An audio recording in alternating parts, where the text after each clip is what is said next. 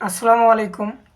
আজ আমরা শিখব ইঞ্জিনিয়ারিং থার্মোডাইনামিক্স বইয়ের অধ্যায় 10-এর ডিজেল ইঞ্জিনের একটা গুরুত্বপূর্ণ ম্যাথ। প্রশ্নে বলা হয়েছে একটি 4 স্ট্রোক ইঞ্জিন ডিজেল চক্র অনুযায়ী কাজ করে। এটির পিস্টনের ব্যাস 25 সেন্টিমিটার, স্ট্রোক 40 সেন্টিমিটার এবং clearance volume 1560 centimetre cube. Compression ratio নির্ণয় করো। তো আমরা সুন্দর করে প্রথমে সাইড নোট করে নেই। তো এখানে বলা হয়েছে যে পিস্টনের ব্যাস 25 সেন্টিমিটার। তো এখানে আমি ডি সমান 25 সেন্টিমিটার লিখলাম। তারপর বলা হয়েছে স্ট্রোক, মানে স্ট্রোক জিনিসটা হচ্ছে যে এলের মান, অর্থাৎ স্ট্রোক দৈর্ঘ্য থাকতে পারে, অর্থাৎ শুধুমাত্র স্ট্রোক থাকতে পারে। তো সেটা হচ্ছে এলের মান। তো এল সমান 40 সেন্টিমিটার। তারপর এটির ক্লিয়ারেন্স ভলিউম অর্থাৎ ভিসি, তো ভিসির মান হচ্ছে 1560 সেন্টিমিটার কিউব। তো কম্প্রেশন রেশিও নির্ণয় করো, অর্থাৎ আরসির মান আমার বের করতে হবে। তো আমরা সূত্র জানি,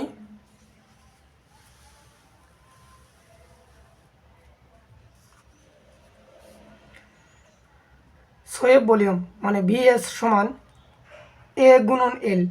তো আমরা এ সমান আবার সূত্র জানি যে π/4 ডি স্কোয়ার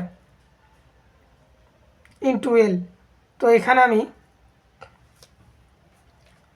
π/4 লিখলাম, ইন্টু ডির মান হচ্ছে 25 সেন্টিমিটার। তো 25 সেন্টিমিটার লিখলাম, তার উপর হোল স্কোয়ার, আমি হোল স্কোয়ার দিয়ে নিলাম, ইন্টু এলের মান হচ্ছে 40 সেন্টিমিটার। তো এখানে এলের মান 40 সেন্টিমিটার লিখলাম। এখন আমি এখান থেকে ক্যালকুলেশন করে পাবো 19,63,4.95 সেন্টিমিটার কিউব, অর্থাৎ 19,634.95 সেন্টিমিটার কিউব। এটা পেলাম আমি ভিএস এর মান। এখন আমরা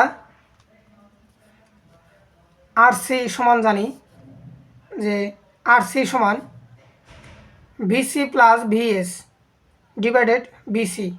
তো এখানে ভিসি হচ্ছে ক্লিয়ারেন্স ভলিউম আর ভিএস হচ্ছে সোয়েব ভলিউম, নিচে হচ্ছে ক্লিয়ারেন্স ভলিউম। তো এখানে আমি মানগুলো বসিয়ে দিয়েছি। এখানে ভিসির মান পেয়েছি 1560, তো 1560 লিখলাম, প্লাস এখানে ভিএস এর মান পেয়েছি 19,634.95। তো এখানে এটা লিখলাম, নিচে ভিসির মান 1560, আমি 1560 লিখলাম। এখন এখান থেকে যদি আমি ক্যালকুলেশন করি তাহলে আমি রেজাল্ট পাবো 13.58। তো এখানে আরসির কোনো একক নাই, অর্থাৎ কম্প্রেশন রেশিওর কোনো একক হয় না, তাই আমি এখানে একক দেইনি। তো এটা হচ্ছে আমাদের সেই কাঙ্ক্ষিত আরসির মান। তো আশা করি এ ধরনের ম্যাথ এখন আপনারা নিজে নিজেই অতি সহজে করতে পারবেন।